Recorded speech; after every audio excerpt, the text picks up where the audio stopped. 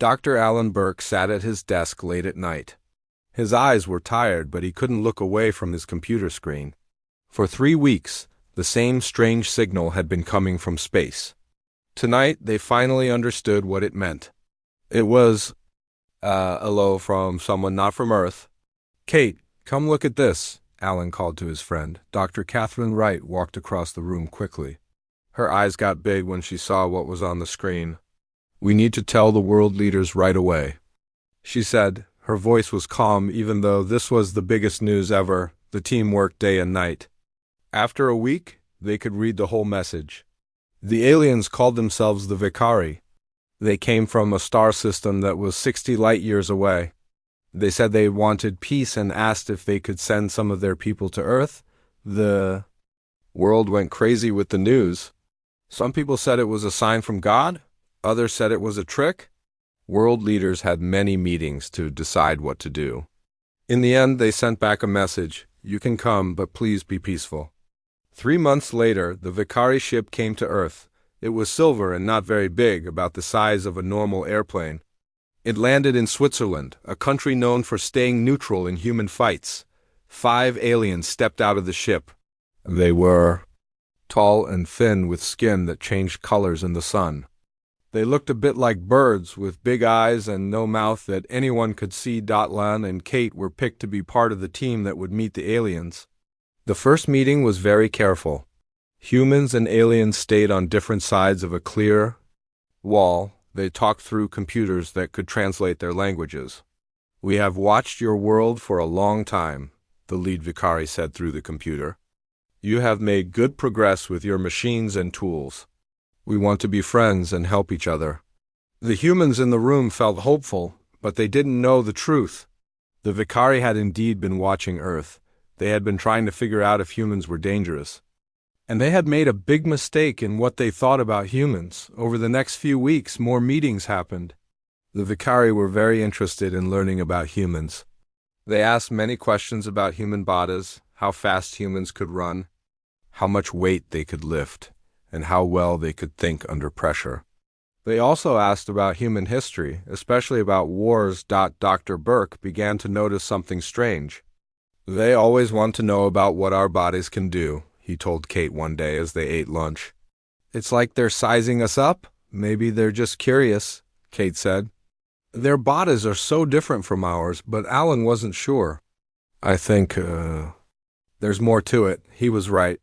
Far above Earth, in a hidden ship, the Vicari leaders were having a meeting. These humans are stronger than we thought, said Xerix, the Vicari commander. He looked at pictures of human muscles and bones. Their planet has stronger gravity than ours. It has made their bodies very strong. And they are fast, said another. Vicari named Ilara. Their brains send signals to their bodies quicker than most species we know. But the most concerning thing is their history, said a third Vicari. They have had wars all through their time as a species. They turn everything they invent into weapons. They are dangerous. What should we do? Asked Ela Aradatsa. For a moment, we must decide if they are too dangerous to join the group of space-traveling species. If they get our technology and keep their fighting ways, they could be a threat to everyone. Back on Earth, humans were getting excited about what they might learn from the Vicari. Lisa Martinez, a top United Nations leader, had many talks with the main Vicari visitor. They discussed trading things. The Vicari wanted to learn about Earth's many plants and animals. They also liked human art. In return, they offered to share some of their knowledge about medicine and energy. Lan was put in charge of sharing science information with the Vicari. He worked with them every day, but still felt that something wasn't right. They ask so many questions, but give very few answers, he told Kate. And have you noticed how they always want to know what our limits are? How far we can run, how much pain we can take, how well we work together under stress? Kate nodded. Slowly, now that you mention it, yes. It's almost like they're studying us for . For what? Alan asked. I don't know, Kate said. But it makes me uneasy. Meanwhile, on the hidden Vicari ship, Xerix made his decision. Humans are too unpredictable, he told the other leaders. Their bodies are built for fighting. Their whole History shows they solve problems with violence. If they get space travel technology, they will become a danger to the whole galaxy. But they have been friendly to us, argued another Vicari. For now, Zarek said, but their nature will not change. They are built for battle, it is in their blood and bones. We must act now, while we are still stronger than them. The Vicari. Leaders voted, most agreed with Zarek's, the plan was set. They would not risk letting humans become more advanced. They would take control of Earth before humans could become a threat. The aliens smiled and continued their friendly meetings. But behind those smiles, they were planning. The humans had no idea what was coming. 3 months passed since the Vicari aliens first landed on Earth. Their ships now sat in major cities around the world. They shared some of their knowledge about medicine and clean energy. Many humans were excited about this new friendship with beings from another world. But not everyone felt good about the visitors. Dr. Alan Burke still had doubts. Every day he worked with the Vicari science team, answering their endless questions about humans. Today, they wanted to know how humans survived in extreme heat and cold. Our bodies can sweat to cool down, Alan explained. And we shiver too. Warm up, we can live in many different climates. The lead Vicari scientist, who called himself Ilara, nodded. His skin turned a light blue color. Very adaptive. And how long can humans go without water? About 3 days, Alan said. Without food, much longer weeks even. Fascinating, Ilara said. Such resilience. After the meeting, Alan met Kate for coffee. I checked their records, he said. Quietly. The Vicari have asked the same questions to scientists in 20 different countries. They're building a complete file on human abilities. Maybe they're just being thorough, Kate suggested. Maybe, Alan said, but they never answer when I ask about their biology. It's all one way. High above Earth, hidden by special technology, the main Vicari ship floated in space. Inside, Commander Zarek reviewed the latest reports. Show me the human strength assessment, he ordered. A screen lit up with charts and numbers. The Vicari scientist pointed to one chart. Humans can lift more than twice their body weight. Some can lift 4 times their weight. Their muscle design is very efficient. And their pain tolerance? Zarek asked. Higher than any species we've studied, the scientist replied. They can keep fighting even with severe injuries. And look at this, they heal remarkably fast. Zarek frowned. What about their weapons? Another screen showed human military equipment. Still primitive compared to ours, said a Vicari military. Expert, but they advance quickly. In just the last 100 years, they've gone from simple flying machines to basic space travel. Their rate of progress is concerning. And their numbers? Zarek asked. 8 billion spread across the planet. Too many to control easily. Zarek made his decision. Begin the operation in 3 days. First, we take out their communication systems and military bases, then we secure their leaders. On Earth, no one suspected what was coming. Lisa Martinez, the UN leader, had just finished another meeting with the Vicari ambassador. They had agreed to start a student exchange program. Human students would visit a Vicari space station, while Vicari would study at Earth universities. This is a historic day, Lisa told reporters, the beginning of a new era of cooperation. That night, Alan couldn't sleep. Something about the Vicari's questions kept bothering him. He got out of bed and went to his computer. He started to look through all the data they had collected about the aliens. What are you really after? He mumbled as he scrolled through files. Suddenly, he noticed something. In every picture of Vicari meeting rooms, there were always strange devices in the corners. Alan had assumed they were translation tools, but looking closer, he realized they were scanning devices. The Vicari had been scanning humans all along. He picked up his phone to call Kate, but the line was dead. His internet connection was also down. He tried his cell phone, no signal. Alan looked out his window. In the distance, he could see strange lights in the sky above the city. A cold feeling spread through his stomach. Something was very wrong. Miles away, at the main UN building, Lisa Martinez was woken by her security team. Madam Secretary, you need to come with us right now, said the lead agent. We're under attack. Attack? By whom? Lisa asked, quickly putting on her shoes. The Vicari, the agent said grimly. Their ships just took out our satellite network. Similar reports are coming in from around the world. Lisa's face went pale. Get me to the secure command center. As they rushed down the hallway, a loud explosion shook the building. Dust fell from the ceiling. They're here, the agent said, drawing his gun. At a military base outside the city? Captain Joe Wilson was organizing his troops. The base's communication systems were down, but they could still use radio. I want anti-aircraft weapons ready, he ordered. And get those tanks moving. We need to protect the power plant. A young soldier approached him. Sir, how do we fight aliens? We've never trained for this. Joe put his hand on the soldier's shoulder. We fight like we always have, smart and hard. Their technology is better, but remember humans have been fighting and winning against bad odds for our entire history.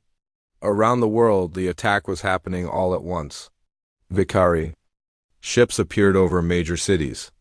Their weapons took out military bases, power plants, and communication towers. Smaller Vicari craft landed, and alien soldiers in advanced armor moved through the streets. In some places, human military forces fought back. But they were surprised and outgunned. Many people ran to hide in basements and subway tunnels. Dr. Alan Burke managed to reach the university where he worked. He found Kate there, gathering research files. We need to save all our data on the Vicari, she said when she saw him. It might help us fight back. How bad is it? Alan asked. Kate turned on a battery-powered radio. Reports were coming in from around the world. The Vicari had taken control of most major cities. World leaders were either captured or in hiding. The alien forces were setting up bases and control points. They planned this all along, Alan said, his voice filled with anger. While we welcomed them and shared our knowledge, they were preparing to attack. Why? Kate asked. We weren't a threat to them.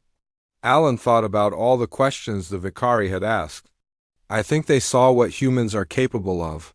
They saw our strength, our ability to adapt and survive. They saw our history of warfare. They decided we were too dangerous to leave alone. Outside, they heard the sound of Vicari ships flying overhead. What do we do now? Kate asked. Alan's face hardened with determination. We show them why they were right to fear us. The Vicari think they know what humans can do, but they've only seen us in peace. Now they'll see us in war.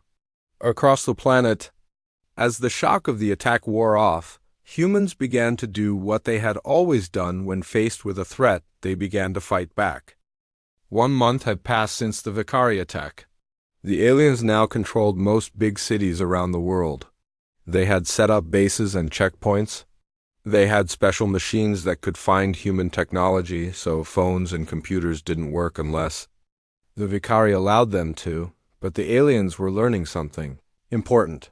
Humans don't give up easily. In the mountains outside the city, Alan and Kate had found a safe place. They were not alone. About 50 people lived in this hidden camp. Some were soldiers who had escaped. Others were regular people who wanted to fight back. They called themselves the Resistance. We can't beat them with just guns, Alan told the group. Their armor is too strong. We need to learn how their technology works. Captain Joe Wilson nodded. He had led his troops away from the base when the attack started. My soldiers took down one of their smaller ships last week. We've been studying it. Show me, Alan said. Joe took Alan and Kate to a cave. Inside was a damaged Vicari ship about the size of a truck. Several people were working on it, trying to understand how it worked. We found something interesting, Joe said. He pointed to a part of the ship. These panels seem to absorb energy. When we shoot at them, they get stronger. But we noticed something. They can't handle extreme heat and cold coming together. Kate's eyes lit up. That's it. Their ships are designed for space where temperature is constant. They might not handle rapid temperature changes well. Alan smiled for the first time in weeks. We can use that. Meanwhile, in the city, the Vicari commander Xerix was not happy. He was talking to his leaders on the main ship. The humans are more difficult to control than we expected, he said. They keep attacking our patrols. They destroy our equipment when we're not looking. They leave, then come back. Are you saying you can't handle primitive humans? Asked the Vicari leader. I'm saying they don't fight like other species, Xerix replied. They don't follow rules. They use tricks and traps, and they keep going even when they should give up. Find their hidden bases, ordered the leader. Use the brain scanners on captured humans. Make them tell you where the others are hiding. Xerix tried to follow these orders. The Vicari caught some humans and used their mind-reading machines on them, but they were surprised by what happened. Sir, the humans are resisting the scanners, reported a Vicari scientist. Impossible, said Xerix. No species can block the scanners. They're not blocking them, explained the scientist. They're flooding them with useless thoughts. One prisoner kept thinking about a song for hours. Another one solved math problems in his head. Xerix was shocked. Humans were tougher than they looked. Back at the resistance camp, Alan and Kate worked with the others to make new weapons. They had learned that water could short out Vicari electrical systems, so they made special water bombs. They also found that certain radio waves made the aliens uncomfortable, so they built devices that could send out these waves. One evening, Lisa Martinez arrived at the camp. She had escaped when the Vicari attacked the UN building. She had been hiding and gathering information ever since. The Vicari are having problems, she told the group. They can't handle Earth's bacteria very well. Many of them are getting sick, and they hate our weather. When it rains or snows, their equipment doesn't work as well. Good, said Joe. We can use that. Winter is coming. We should attack more during bad weather. There's more, Lisa said.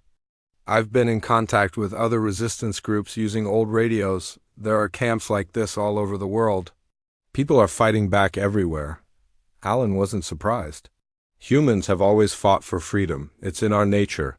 That night, they made their plan.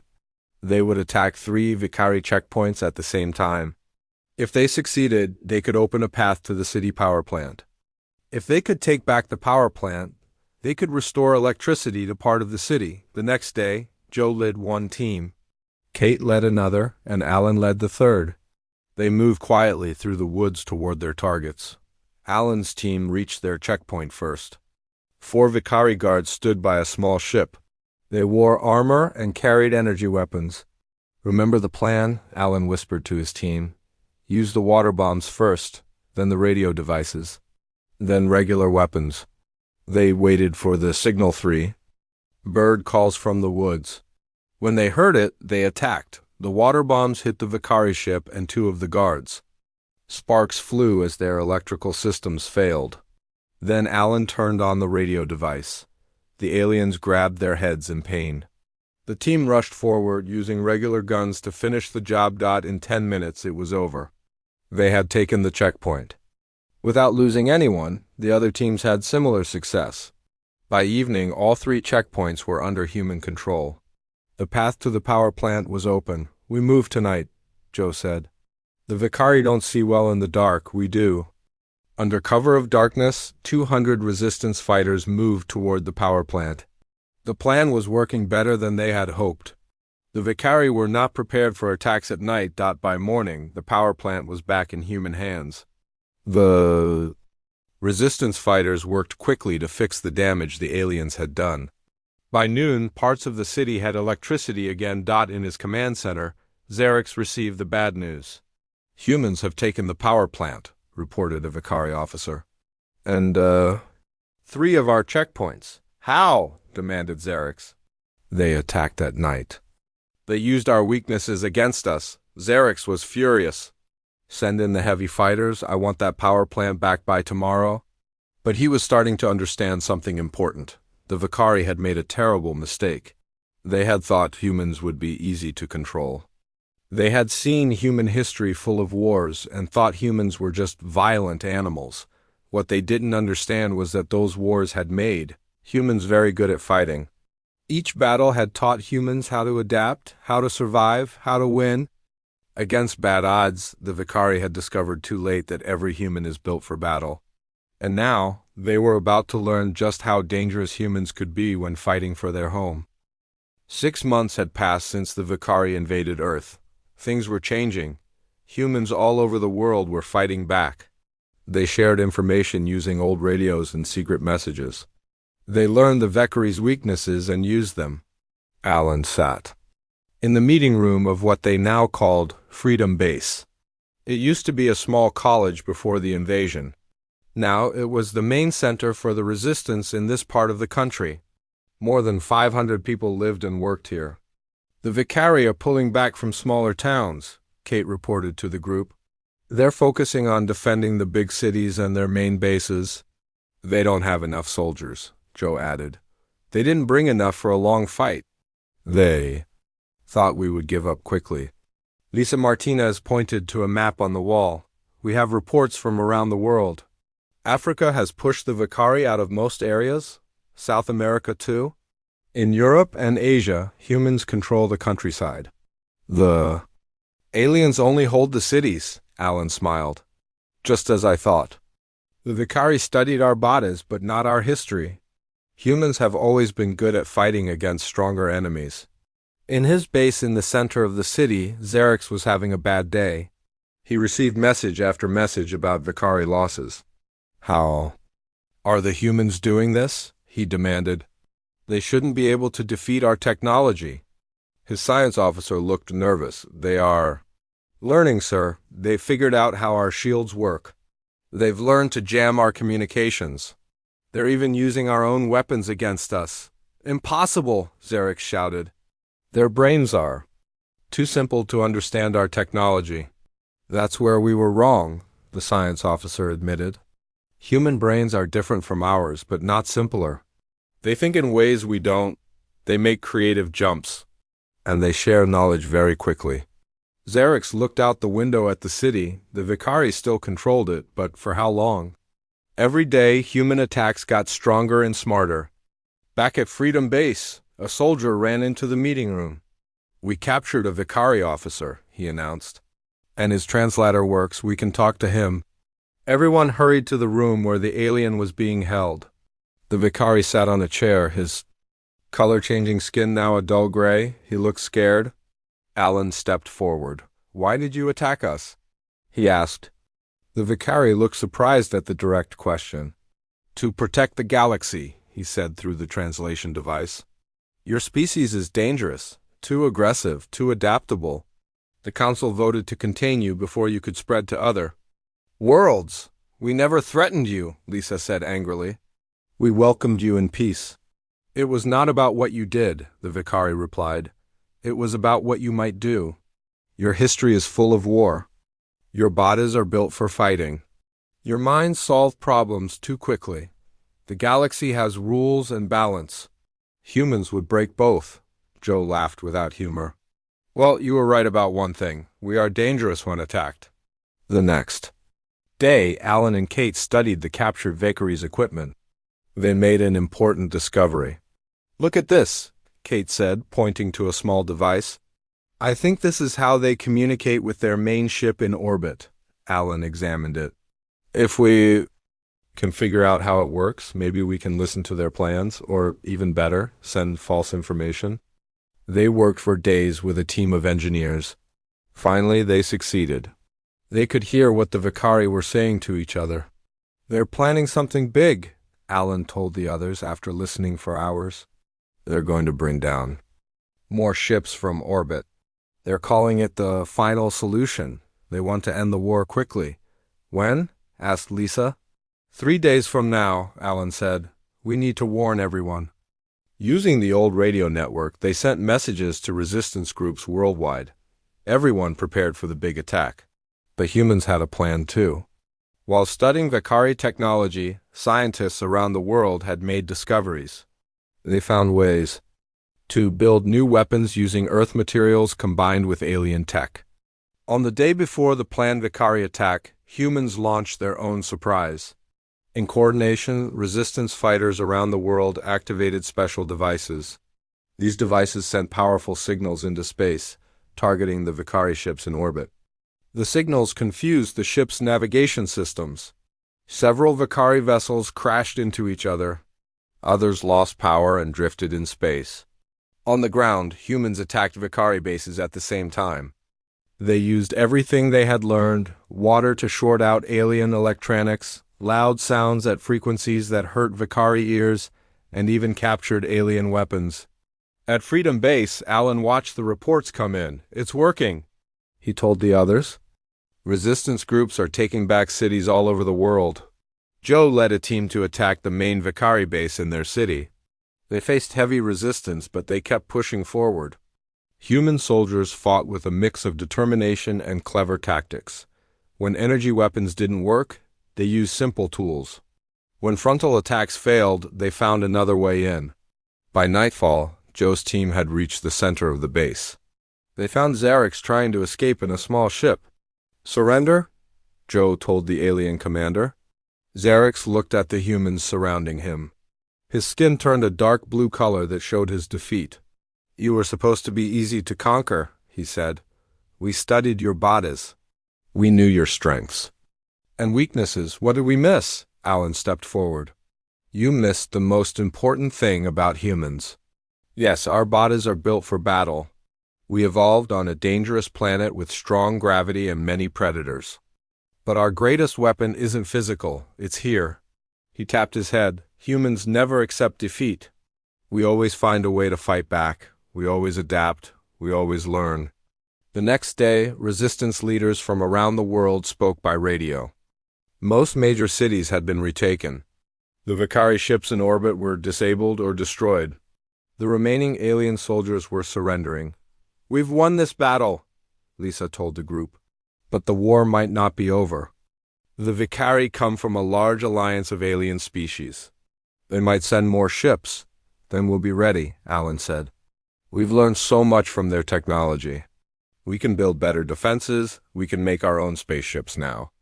Kate nodded. "And we know something important that the Vicari didn't understand. Humans aren't dangerous because we love fighting. We're dangerous because we will always fight for our freedom and for our home." The humans looked at each other with determination. The Vicari had discovered too late that humans were built for battle. Now, humanity would prepare for whatever came next from the stars. 1 year had passed since humans won the big battle against the Vicari. Earth was healing, cities were being rebuilt. People were working together in ways they never had before. But they were not just rebuilding, they were preparing. Alan walked through the large building that used to be a car factory. Now it made parts for spaceships. Workers used both human tools and Vicari technology that had been captured during the war. "The first ship will be ready next month," Kate told him as she checked something on her tablet. "We're calling it Defender. It will be Earth's first." "Real spaceship that can travel between stars?" Alan nodded. "And the defense system?" "Almost complete," Kate said. "We have stations on the moon and in orbit around Earth. If any Vicari ships come back, we'll know right away." They walked outside where a helicopter was waiting. It took them to what everyone now called Earth Defense Headquarters. This large building used to be the United Nations, but now it was where people from all countries worked together to protect the planet. Lisa Martinez met them in the main meeting room. She was now the leader of Earth's Defense Council. Representatives from every part of the world sat around a large table. "We've translated more of the Vicari data," Lisa announced. "We now know they are part of a group called the Galactic Confederation. It includes 23 different alien species. The Vicari are one of the newer members."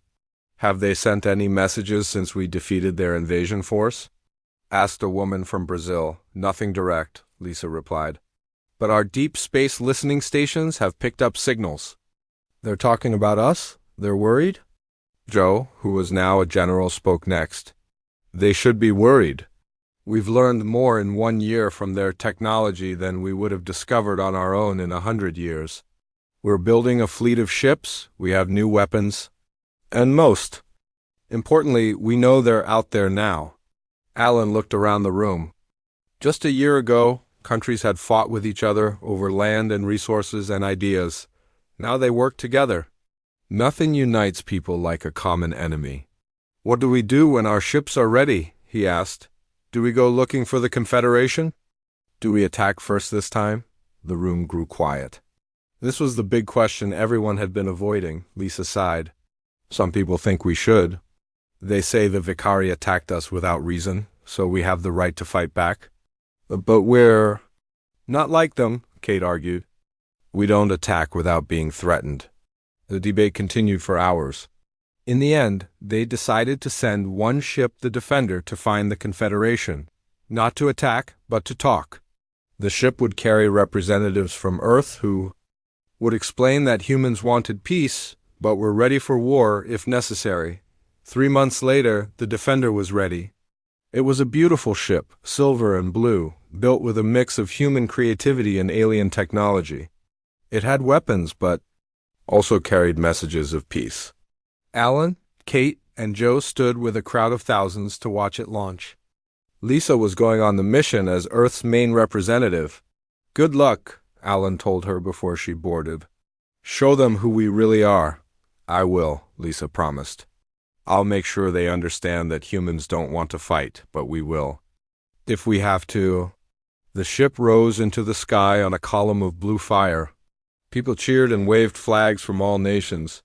For the first time, humans were going to the stars not just to explore, but to meet other civilizations as equals. The journey took 3 weeks. The Defender followed the path the Vicari ships had used to reach Earth. Finally, they arrived at a large space station that served as the meeting place for the Confederation. At first, the alien ships that guarded the station pointed weapons at the Defender. But Lisa sent messages of peace in the Vicari language they had learned. After tense hours of waiting, they were allowed to dock. Lisa and her team walked into the great meeting hall of the Confederation. Aliens of many different shapes and sizes stared at them. Some looked afraid. Others looked curious. The Vicari representatives stayed at the back, their skin a nervous yellow color. We come from Earth, Lisa announced, her words translated by a device they had built. We come in peace, but also in strength. 1 year ago, the Vicari attacked our world without warning. They tried to conquer us because they feared what we might become. They discovered too late that humans are built for battle. We fight fiercely. When attacked, the alien representatives murmured among themselves. But fighting is not what we want, Lisa continued. Humans also build for peace. We create art and music. We explore and learn. We want to join the community of space traveling. Species as friends, not enemies. An alien with 6 arms and green skin spoke. The Vicari told us humans are dangerous, that you would bring war to the stars. We can be dangerous when threatened, Lisa agreed. But we prefer peace. The choice is yours. Accept us as equals, and humans will be your strongest allies. Threaten us again, and you will face what the Vicari faced. The aliens talked among themselves for a long time. Finally, the leader of the Confederation stepped forward. This alien was tall with 4 eyes and blue fur. We made a mistake listening. Only to the Vicari's fears, the leader said. We should have studied humans more carefully. Yes, you are built for battle. But we see now that you are built for many other things too. The Confederation offers peace and friendship to Earth. Lisa smiled and held out her hand in the human gesture of agreement. The alien leader carefully copied the movement, and they shook hands. 1 month later, the Defender returned to Earth with the good news. Humans would join the Galactic Confederation as its newest member. There would be trade and cultural exchange. Humans would learn from alien knowledge, and aliens would learn from human creativity and determination. Alan, Kate, and Joe were there when Lisa stepped off the ship. We did it, she told them with a big smile. We showed them that humans are more than warriors. We are explorers, creators, and friends too.